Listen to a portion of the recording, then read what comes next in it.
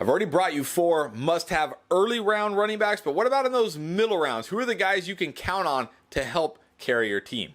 Let's find out. Hey, before I get to those guys, I got to remind you, flockfantasy.com/endgame is where you need to be this fantasy football season. You're going to have a chance to play fantasy football against myself and Pierre and win cash doing it. Not to mention you're going to get some endgame swag, access to our bonus articles, bonus videos, live streams, rankings, everything you need to crush this fantasy football season. Flockfantasy.com/endgame.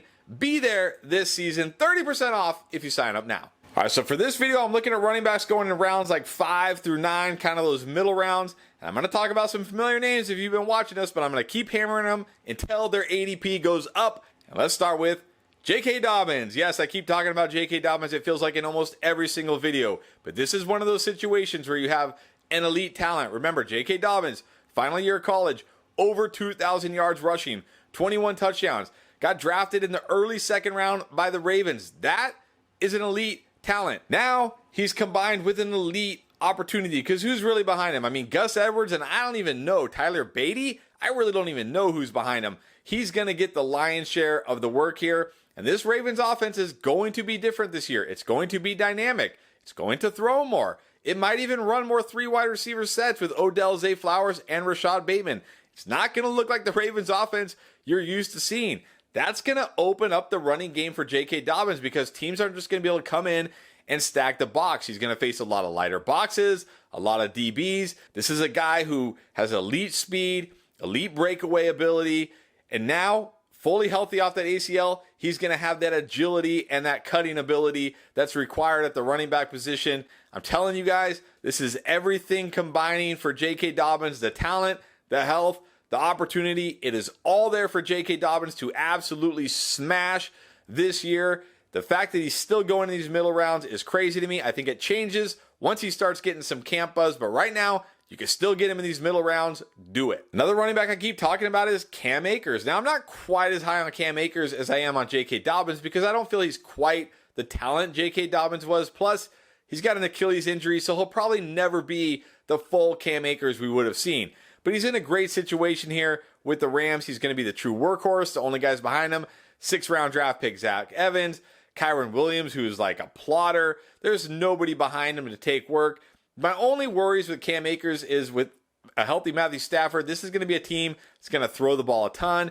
Not a lot of checkdowns to the running backs. He'll catch a decent amount of passes, maybe like 30 to 40 passes, but that's really about it. But he's going to have chances to score touchdowns. He's going to get the work here. He's going to have the volume, and that's what you're really chasing for at running back, especially when you're getting in these middle rounds, because obviously if people thought he was going to smash, he'd be going way higher. So for me, Cam Akers, a good volume running back you can get typically in the 6th, 7th round of your drafts. As your RB2, you will gladly take that. Another running back I keep talking about is Rashard White. I know he was bad last year. I'll be the first one to admit it. I was all over Rashard White last year, and he struggled. He was bad. The offensive line was bad, but so was Rashard White. His efficiency was not where we want it to be. But we got to remember, most running backs take a year 2 leap. They get better year 2 versus year 1. So hopefully we see some increase in efficiency. This is a guy who was very good in college. He was efficient in college. He could handle a workhorse role. And again, talking about the guys behind him, we got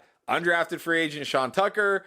We got Keyshawn Vaughn, who has done nothing in his NFL career. And somebody reminded me they have Chase Edmonds. I didn't even remember they had Chase Edmonds because he's completely forgettable. Rashard White has a clear path to the workhorse in this offense. And I know this offense isn't going to be very good. They're either going to have Baker Mayfield or Kyle Trask.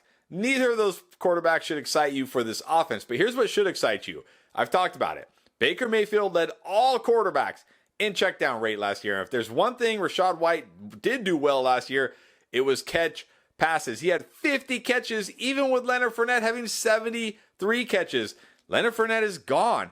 We could see Rashard White going 80-plus catches this year. And in your PPR leagues, 80-plus catches almost guarantees an RB1 finish as long as he's not completely horrible or doesn't get any volume on the ground. So Rashard White at this range is an absolute steal.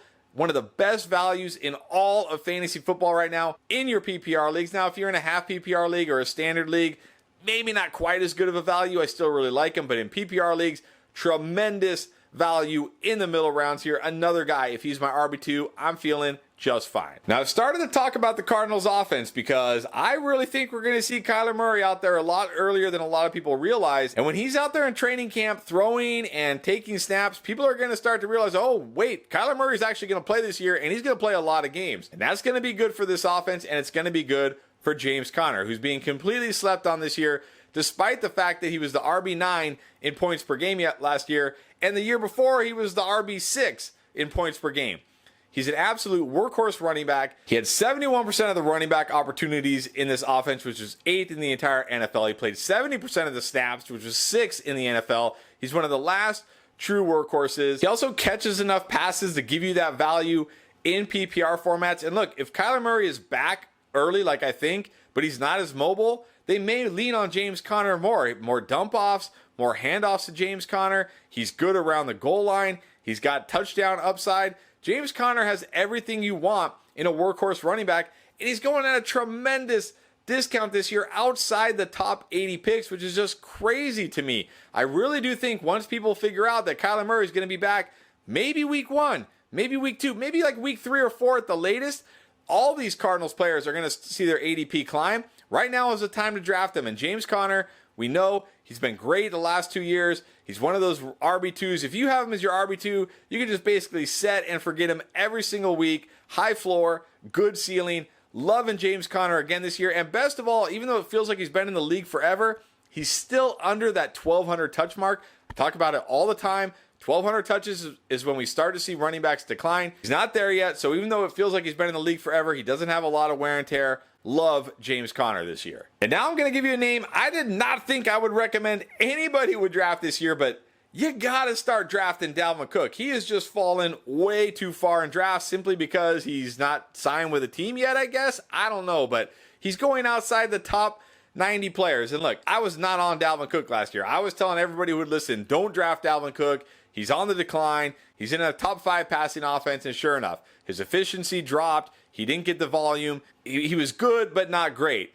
But now it's just crazy. Outside the top 90, wherever he signs this year, it's going to be a team that needs a workhorse running back because nobody's going to commit to Dalvin Cook if they don't need a runner. They're not going to commit to Dalvin Cook and be like, well, we already have this really good young running back. Let's just bring in Dalvin Cook for $10 million a year. No, that's not going to happen. What's probably going to happen is some team is going to lose their stud running back who thinks they're a playoff contender this year, thinks they're a Super Bowl contender, and they're going to panic and give Dalvin Cook what he wants, and he's going to become the workhorse there. And sure, we've certainly seen the best of Dalvin Cook. He's well past his prime, but he's still good enough, especially in this range, as your RB2. He'll have some big weeks. We know he scores touchdowns. He's a decent pass catcher. This is just getting too low for Dalvin Cook. Even for me, this is too low for Dalvin Cook. So, man, outside the top 90, I'll gladly draft Dalvin Cook and just wait and see where he lands. And then finally, I feel like I haven't talked about Antonio Gibson in a while, so let's talk about Antonio Gibson again because I still really like him. He's typically a 9th round pick these days, but he's got a path to absolutely smashing this ADP. First of all, the Commanders brought in Eric Bieniemy, offensive coordinator of the Chiefs. Hopefully he can get this offense more dynamic and better, but also you got to hope Sam Howell is an upgrade from whatever they've had the last 4 or 5 years. And he definitely could be because Sam Howell, his first 2 years at North Carolina, was putting up huge numbers. Then he did have a drop-off his last year, but I mean, he had no one to throw to. That offense was terrible. He's got weapons here with McLaurin, Jahan Dotson,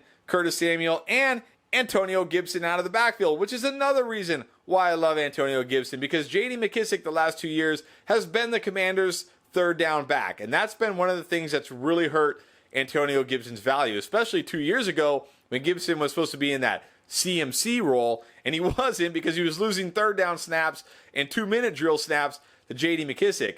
That's not going to happen anymore. Antonio Gibson is the best pass-catching back on this team by far. This guy was a wide receiver in college, and with J.D. McKissic there, he's still caught over 40 passes each of the last 2 years. With McKissic gone, he can go well over 60 catches this year. In PPR formats, for this spot, that's going to be great. Let's not forget, this is a guy who can also handle the early down role.